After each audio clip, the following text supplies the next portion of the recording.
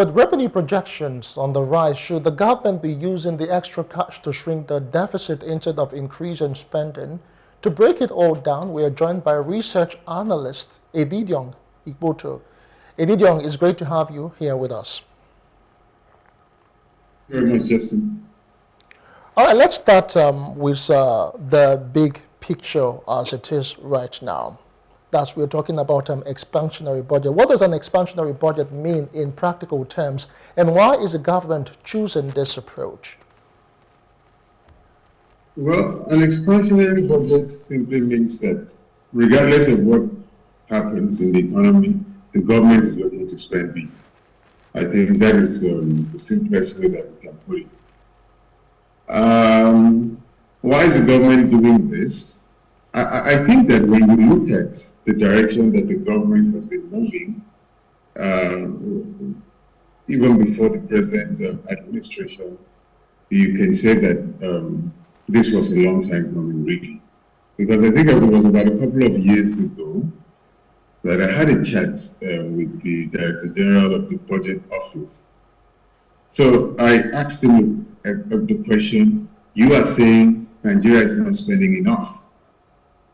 And he said yes. So, but again, it goes back to data, it goes back to statistics, and when you look at the government expenditure to GDP ratio, I think Nigeria should have, if not the lowest in Africa, one of the lowest. So why is the government trying to look at this approach? I mean, there you have your answer right there. We cannot have a country like Nigeria having the lowest GDP to public expenditure ratio.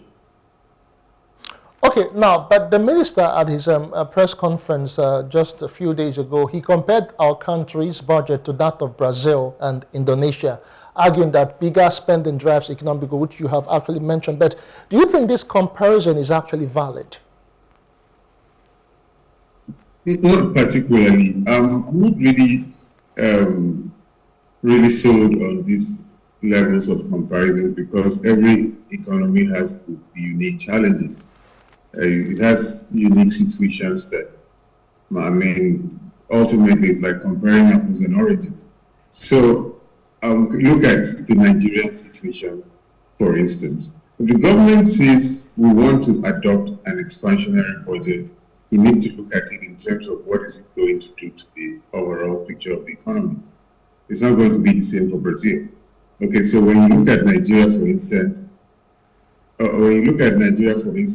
what will an expansionary budget entail? It will entail more debt, and it will entail higher taxes. So, and the Nigerian economy, and this will also feed back to the standard of living, which is not going to be so great, high cost of living, because when you want to adopt this approach, it means that some of the primary agencies of government will have higher revenue targets. So when you look at an agency like Customs, for instance, that has a target of about 12 trillion this year.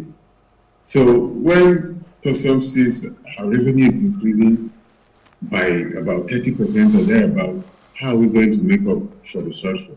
So what happens is that Customs goes back to the duties, the taxes, the rates. So you find a situation whereby the importer who brings in his goods from China is now selling, let me just take a particular basket of goods, for instance, maybe automobiles that you used to buy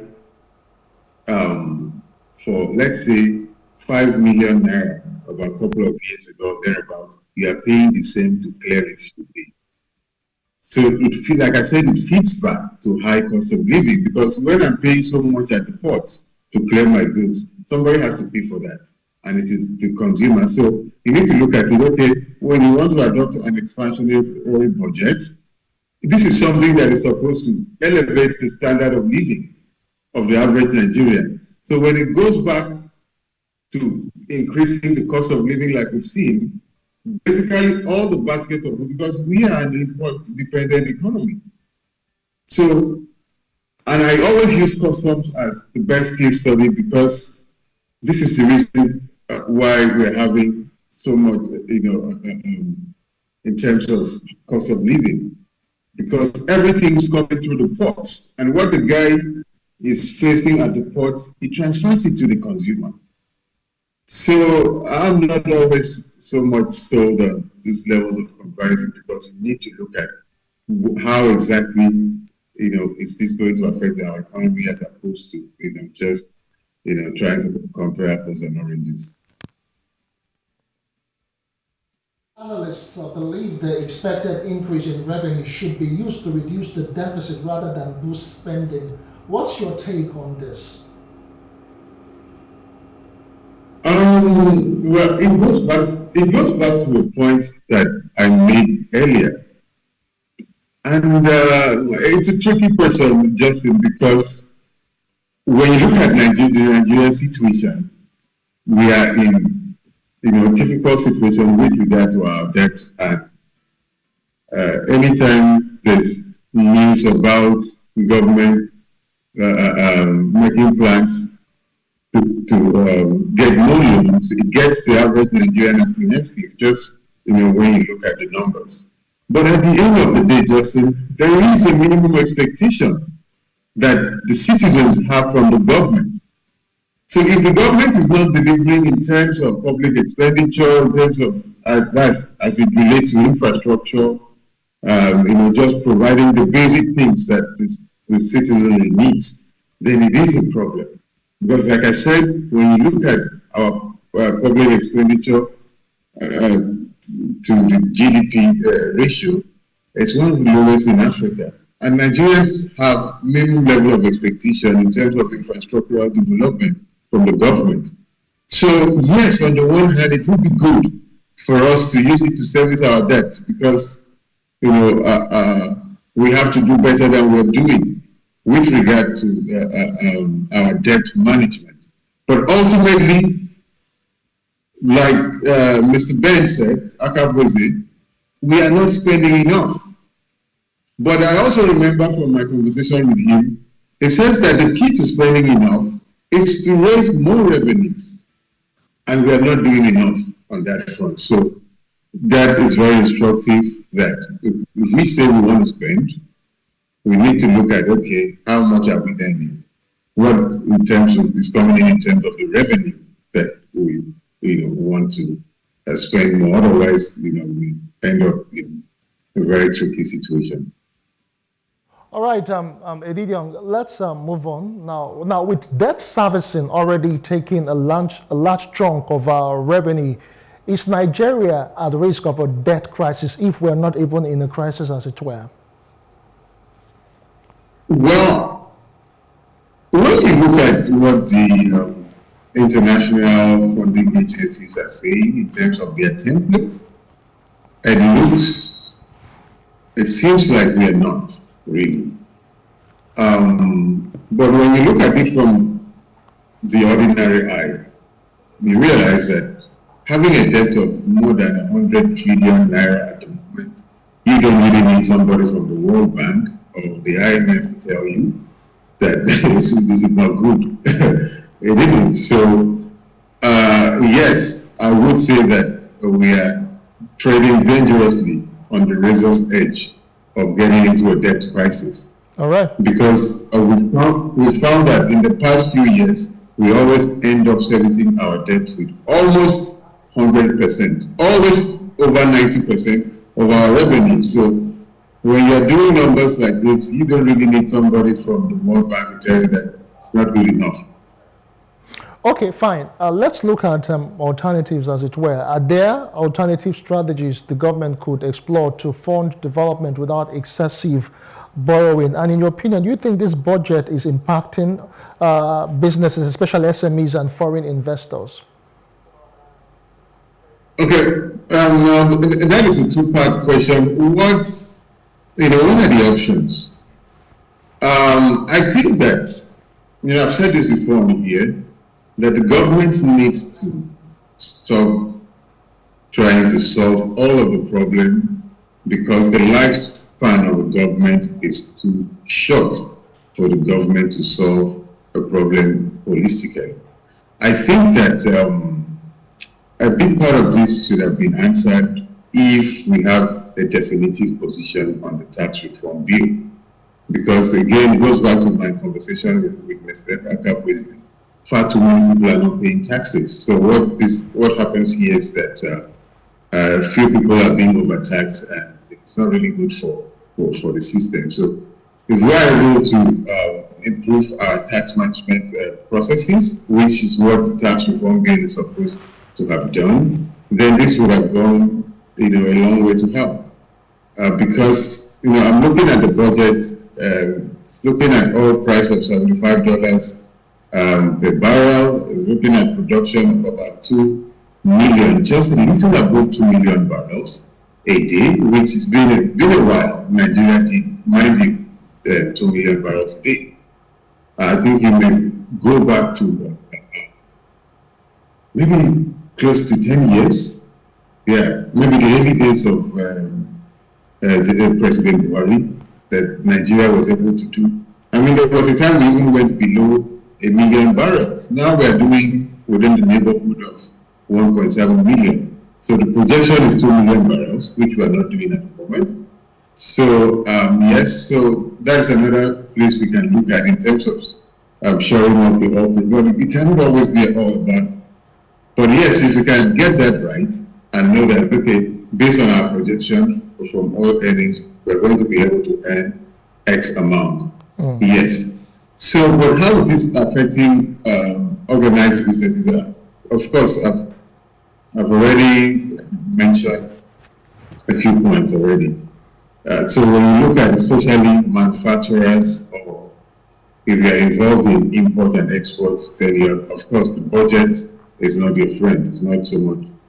I mean, I really don't want to use negative language, but because ultimately, like I said, there's a big relationship between what is happening in our seaports and the budget as it is, just because of the beginning from the customs duty exchange rates and all kinds of charges, taxes, and even bottlenecks that are not necessarily taxes, but it causes delay in terms of when you can bring in your goods, when you can ship it out.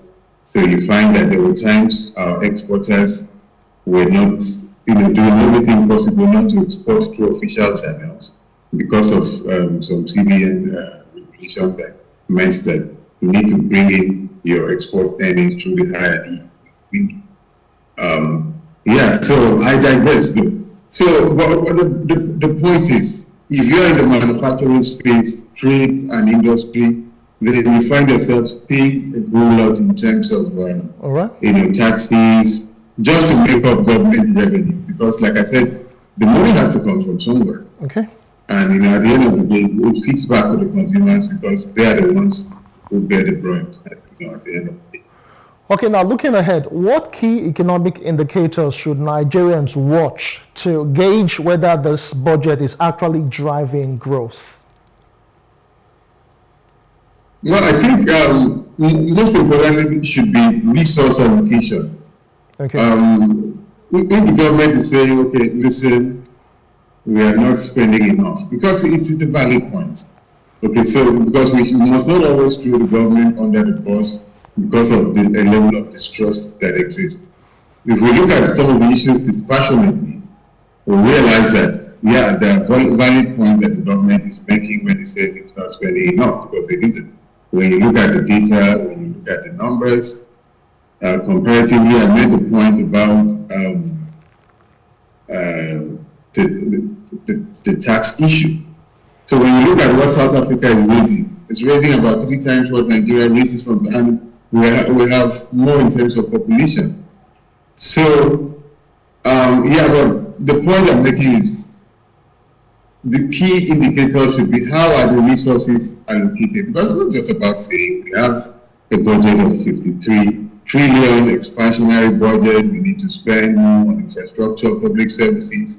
How are they being allocated? Because, of course, we know that with the Nigerian people and the public office holders, There's a lot of distrust, that exists there. So I think it begins with that gap, filling in that gap for people to know that, okay, government says we are going to allocate X amount for this, and they've done that. Because, I mean, let me just cap up with this one. You see, Mr. Ben made a point when he was working with the Lagos State, by state government, when he said that most times you see projects and the government says taxpayers' money at work. It's not taxpayers' money most of the time. It's debt that is funding those projects. But it's just for the people to know that government says it will provide this based on our taxes. And they are doing just that. Yeah, because ultimately it's taxpayers' money that will pay back that debt. All right. Thank you so much, Edith, we're completely out of time. But it is clear that Nigeria's budget direction is a high-stakes game, one that could either accelerate growth or deepen our debt concerns. The real test will be in execution. Will the revenue projections hold? Will the spending translate to the tangible development? Only time will tell. A big thank you to you, Edith Yongikpoto, for your insight. Thank you very much, Justin. And of course, a big thank you to all of you for sitting back there to watch. And that's it for today on Business Insight. Stay informed, stay engaged, and join me next time as we break down the biggest stories shaping Nigeria's economy. Until then, I am Justin Akadonye. Take care.